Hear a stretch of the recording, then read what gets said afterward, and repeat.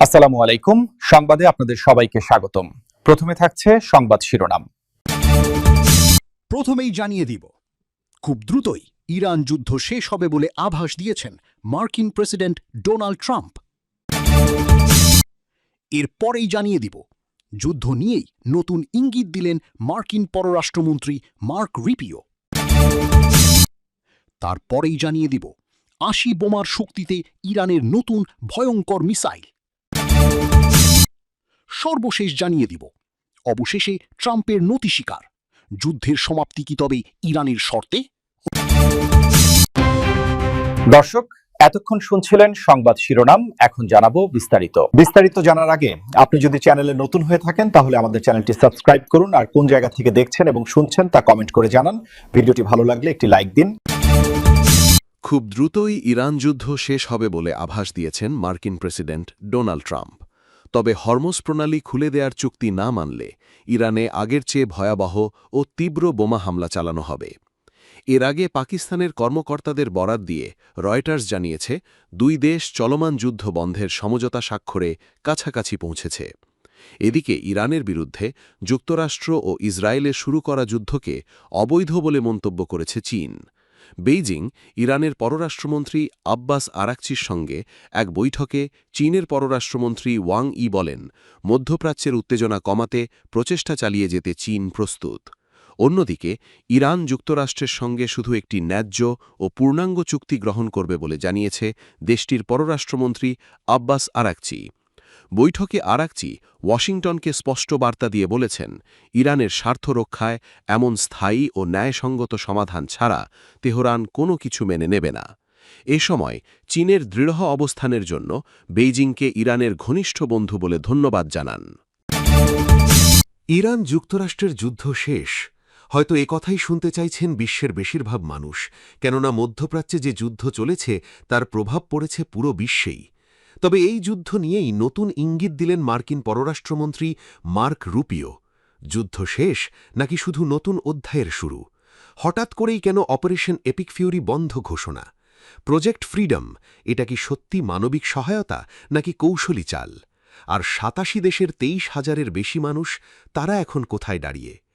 বিশ্ব রাজনীতির মঞ্চে যেন আবারও চমক। মার্কিন পররাষ্ট্রমন্ত্রী মার্ক রুবিও হঠাৎ করেই ঘোষণা দিলেন, ইরানের বিরুদ্ধে পরিচালিত সামরিক অভিযান শেষ। কিন্তু এখানেই গল্প থেমে নেই, বরং শুরু হয়েছে নতুন এক অধ্যায়, যার নাম প্রজেক্ট ফ্রিডম।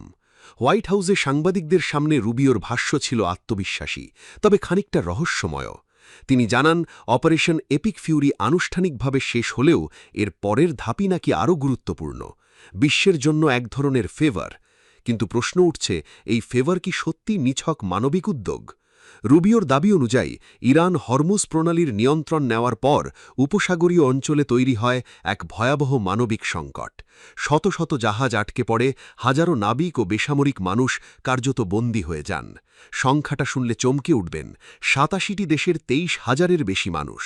এ অবস্থায় যুক্তরাষ্ট্রের নতুন পরিকল্পনা, প্রজেক্ট ফ্রিডম, মূলত তাদের উদ্ধারে কাজ করবে বলে দাবি করা হচ্ছে। যদিও যুক্তরাষ্ট্রের প্রেসিডেন্ট ডোনাল্ড ট্রাম্প এই প্রজেক্ট ফ্রিডমকেও আপাতত স্থগিত ঘোষণা করেছেন।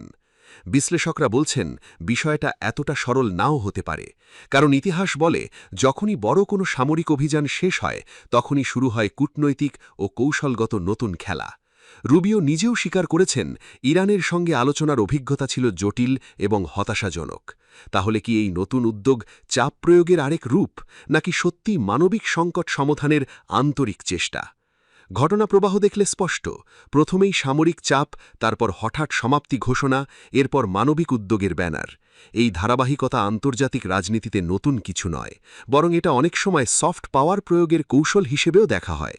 হরমুজ প্রণালী বিশ্ব জ্বালানি সরবরাহের অন্যতম গুরুত্বপূর্ণ পথ। এখানে নিয়ন্ত্রণের প্রশ্ন মানেই বৈশ্বিক অর্থনীতিতে চাপ। ফলে এই সংকট শুধু আঞ্চলিক নয়, পুরো বিশ্বের জন্যই স্পর্শকাতর। যুদ্ধ শেষ হয়েছে, এই ঘোষণা হয়তো সত্য, কিন্তু বাস্তবতা হল, খেলা এখনও চলছে, শুধু রূপ বদলেছে। এখন দেখার বিষয়, ইরানের বিরুদ্ধে পরিচালিত সামরিক অভিযান শেষ বলতে যুক্তরাষ্ট্র আসলে কি বোঝাতে চাইছে, নাকি এটি আরেকটি কৌশলী অধ্যায়ের সূচনা? ইসরায়েলকে ধ্বংস করতে ইরানের ভয়ঙ্কর নতুন মিসাইল, ৮০ বোমার শক্তিতে কাঁপছে যুক্তরাষ্ট্র। অবশেষে ইরানের হাতে এসেছে এমন ভয়ঙ্কর ক্ষেপণাস্ত্র যার রয়েছে একসাথে ৮০টি ওয়ারহেড হামলার সক্ষমতা। হরমুজ থেকে তেল আবিব সবখানেই আতঙ্ক ছড়াচ্ছে তেহরানের এই নতুন গোপন অস্ত্র। ভয়ঙ্কর ওয়ারহেড আর গোপন মোতায়েন বিশ্বজুড়ে। এখন প্রশ্ন, এবার কার হাতে যাবে জয়? তাহলে কি এবার মধ্যপ্রাচ্যে বদলে যাবে পুরো সামরিক শক্তির সমীকরণ? এবার কি সত্যি ইরানকে ঠেকাতে পারবে না যুক্তরাষ্ট্র ইসরায়েল? এ বিষয়ে আন্তর্জাতিক অঙ্গনে উত্তেজনা চরমে। প্রশ্ন উঠছে, যুক্তরাষ্ট্র ইসরায়েলের আকাশ প্রতিরক্ষা কি সত্যি অচল হয়ে পড়ছে? ইরান কি এমন কোনো ক্ষেপণাস্ত্র বানিয়েছে যা একাই পুরো প্রতিরক্ষা ব্যবস্থাকে ভেঙে দিতে পারে?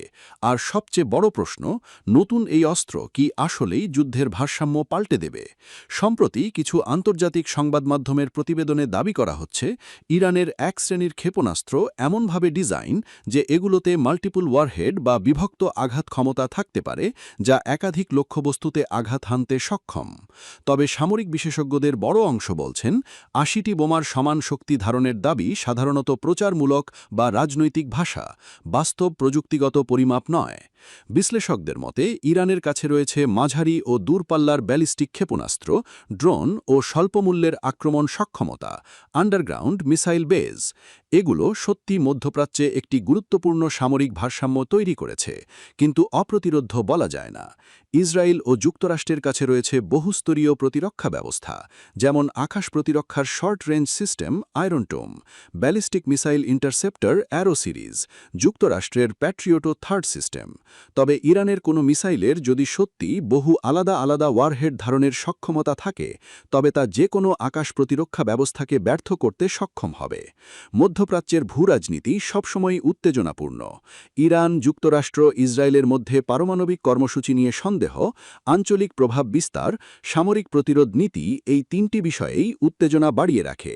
তবে বিশেষজ্ঞদের মতে সরাসরি বড় যুদ্ধের সম্ভাবনা কম, কিন্তু ছায়াযুদ্ধ ও উত্তেজনা দীর্ঘস্থায়ী। তবে যা সামনে আসছে, কিছু দাবি অতিরঞ্জিত হতে পারে, কিছু তথ্য আংশিক সত্য, আবার কিছু রাজনৈতিক বার্তা সামরিক সক্ষমতাকে বাড়িয়ে দেখায়। তাই অপ্রতিরোধ্য অস্ত্র ধারণার চেয়ে বাস্তবতা অনেক জটিল। কি বুঝলেন ভাই? অনলি যেটাই চাই। শেষ প্রশ্নটা এখানেই, ইরানের নতুন মিসাইল কি সত্যি মধ্যপ্রাচ্যের সামরিক ভারসাম্য বদলাবে, নাকি এটি শুধু আরেকটি ভূরাজনৈতিক চাপ তৈরি করার কৌশল? মধ্যপ্রাচ্যের আকাশে গত কয়েক মাস ধরে চলা যুদ্ধের ঘনঘটা কি তবে কাটতে চলেছে?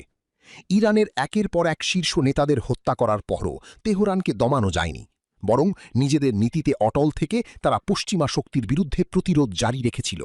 কিন্তু অবশেষে পরিস্থিতির মোড় ঘুরছে। মার্কিন প্রেসিডেন্ট ডোনাল্ড ট্রাম্প এখন অনেকটা নতি স্বীকার করেই ইরানকে যুদ্ধ শেষ করার প্রস্তাব দিয়েছেন।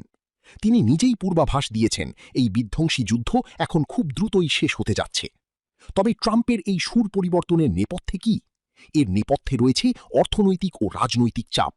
সম্প্রতি এক ফোনালাপে ট্রাম্প জানিয়েছেন, হরমুজ প্রণালীর অবরোধ এবং ইরানের পারমাণবিক কর্মসূচি নিয়ে তৈরি হওয়া অচলাবস্থা নিরসনে যুক্তরাষ্ট্র একটি সমঝোতা চুক্তি চায়। ট্রাম্পের দেওয়া শর্ত অনুযায়ী ইরান যদি ইউরেনিয়াম সমৃদ্ধকরণ স্থগিত করে এবং নৌ চলাচলের পথ উন্মুক্ত করে দেয়, তবে যুক্তরাষ্ট্র তাদের উপর থেকে সব কঠোর নিষেধাজ্ঞা তুলে নেবে এবং সামরিক অভিযান এপিক ফিউরি সমাপ্ত ঘোষণা করবে। ট্রাম্পের এই তড়িঘড়ি পদক্ষেপ মূলত একটি মর্যাদাপূর্ণ বিদায় খোঁজার চেষ্টা হিসেবেই দেখছেন বিশ্লেষকরা। এদিকে যুক্তরাষ্ট্রের এই ১৪ দফার প্রস্তাবটি ইরান এখন গুরুত্বের সাথে বিবেচনা করছে। ইরানের পররাষ্ট্র মন্ত্রণালয় জানিয়েছে, তারা পাকিস্তানি মধ্যস্থতাকারীদের মাধ্যমে পাওয়া মার্কিন এই সমঝোতার স্মারকটি খতিয়ে দেখছে। এর মধ্যে ইরানের